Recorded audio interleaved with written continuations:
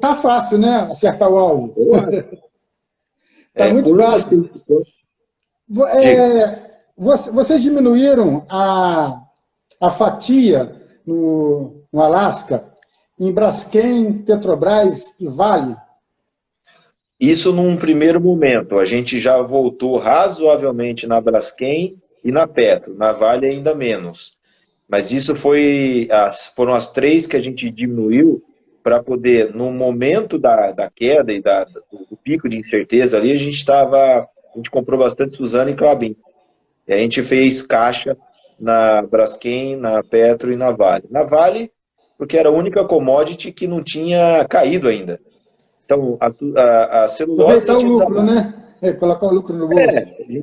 a gente achou que Oportunidade. pudesse cair. A, a celulose já tinha caído antes, o petróleo também. A Vale, nem a ação estava caindo e nem a commodity dela. Então, a gente aproveitou para vender um pouco. Na Petro, a gente diminuiu porque a realidade da Petrobras mudou também, né? O petróleo mudou de patamar. Acho que não vai ficar aí para sempre, mas tem um comprometimento no curto prazo. E a Braskem, a gente entendeu que se o petróleo está desabando, é muito provável que o petroquímico também caia em algum momento. Só que aí, o que está acontecendo agora na prática? O minério está super forte, resiliente mesmo, não dá sinais de queda. A Braskem está gerando bastante caixa esse ano, porque o nafta caiu muito mais do que aparentemente as resinas, polietileno, polipropileno vão cair. E então a gente começou a voltar um pouco na Braskem e na Petrobras, que a gente está entendendo que aquele petróleo não é sustentável naquele nível.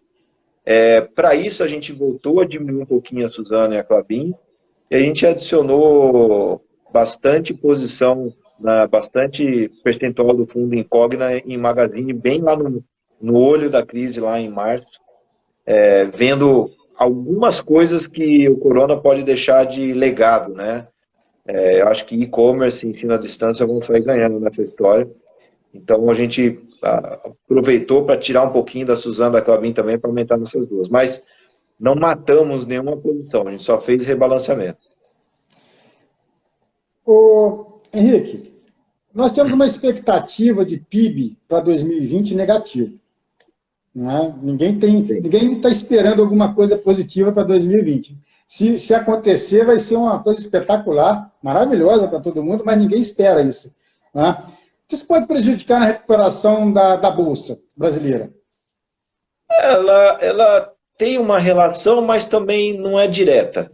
Eu acho que a Bolsa esse ano está comprometida, mas já 2021 já começa a aparecer umas coisas bem melhores. Agora, se a gente tivesse no final de 2015 e você falasse assim para mim, Breda, 2016 a coisa está feia. Os economistas estão esperando queda de 2,8, né? Estamos com um governo aí com pedalada fiscal, inflação indo para 10, Selic de 14, que era o final de 15. E você falasse assim, que você acha para a Bolsa? Porque está tudo muito ruim e com esperança de piorar. E aí você ia estar correto, porque o PIB foi pior que esperado em 2016, caiu 3,6, o esperado era 2,9. O que aconteceu com a Bolsa? Subiu 40%. Aí você fala, pô, por Sim. que a Bolsa subiu com o PIB piorando e caindo? Aí tem gente que fala assim, ó, subiu porque 2017 ia ser bom e a Bolsa antecipou. Não antecipou nada. A Bolsa subiu em 2016 porque o lucro das empresas da Bolsa porrou em 2016, mesmo com o PIB caindo. O que eu acho que vai acontecer esse ano? Esse ano, o PIB, ele cai certamente, não tem o que fazer. Fechou shopping, fechou loja, fechou um monte de coisa, não tem o que fazer. Eu só não sei se vai ser -4, -7, -5, qualquer coisa aí, tá valendo.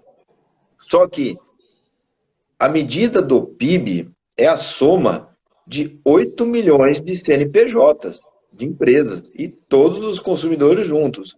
Quando você vai para a Bolsa, são 200, 300 empresas que tradam, o índice tem 70 e o fundo nosso tem 16. São 16 empresas, né? O Brasil tem 8 milhões de CNPJ. Então você tenta escolher ali o que tem de melhor entre qualidade de empresa e preço barato. Então pode ter ali um comportamento totalmente diferente do PIB. Esse ano eu acho que vai ser difícil. Muitas empresas estão sendo obrigadas a trabalhar com um efetivo menor, menos faturamento, por decisão de governador, não tem o que você fazer.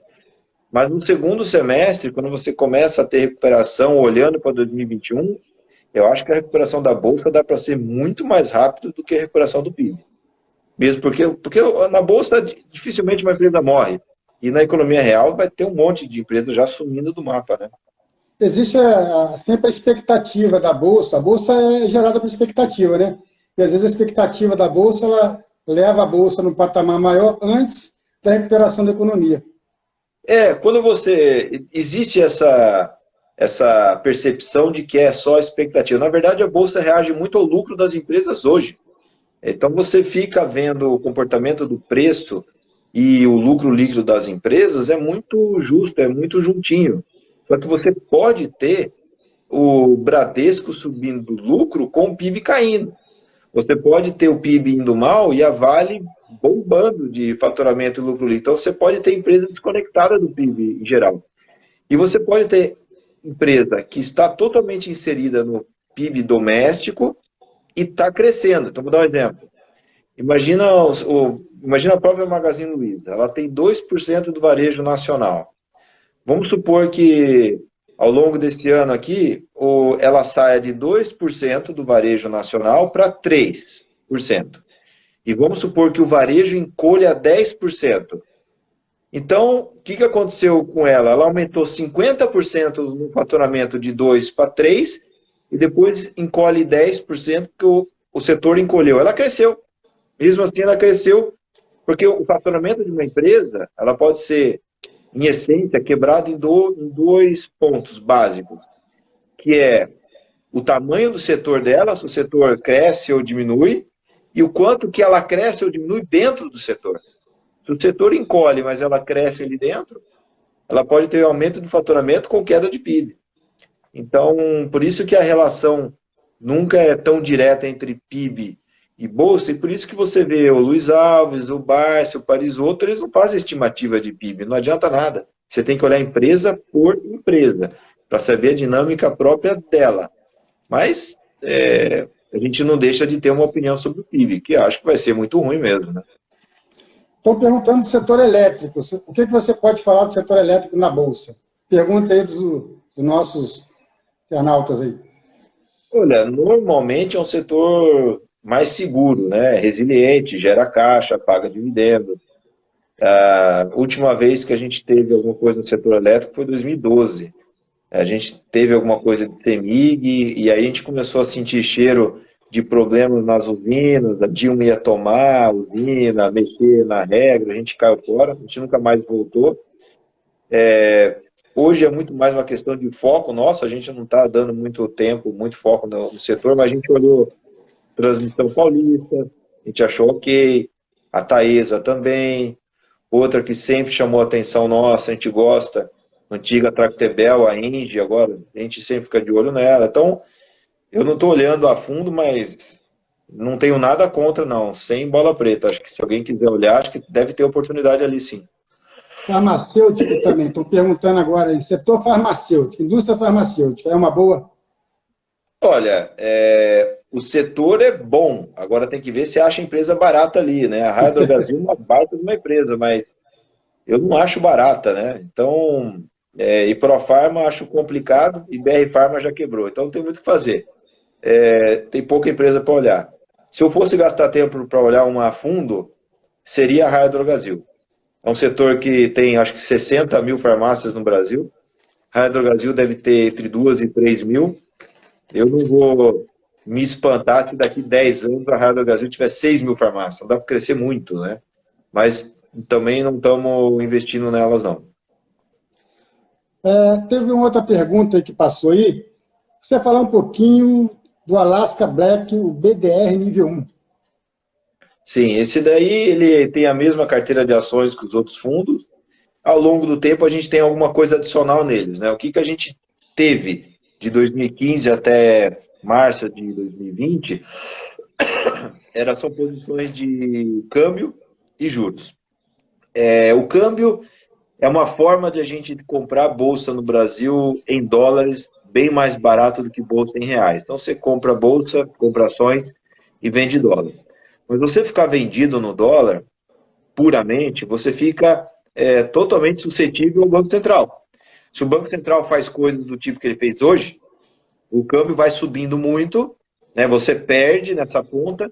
Por mais que você recupere ao longo do tempo via geração de caixa das empresas, é um negócio muito chato, porque você perde tudo na cabeça e vai recuperar ao longo de 3, 4 anos.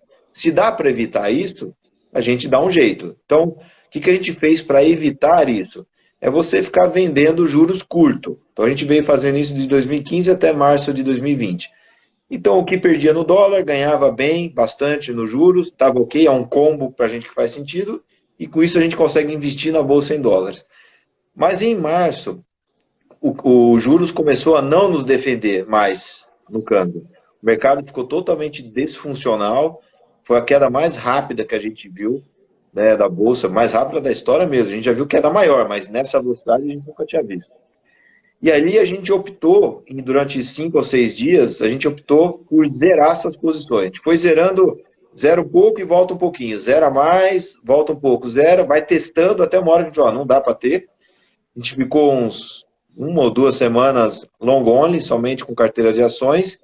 E depois a gente começou a voltar devagarzinho, tem uma posição bem pequena lá, somente no câmbio. A gente não tem coragem de vender juros nesses patamares. Lá atrás a gente não imaginava que o câmbio iria para 5,5, mas também não imaginava que o juros iria para patamar de 3. Pois é. Então, por isso que uma coisa teria que estar casada com a outra. Qual que é o nosso plano? A gente acha o dólar totalmente deslocado. O real está barato pra caramba, as exportadoras estão nadando de braçada, não vai ficar aí para sempre. Mas o dólar ele pode continuar apreciando, enquanto o Banco Central vai cortando juros.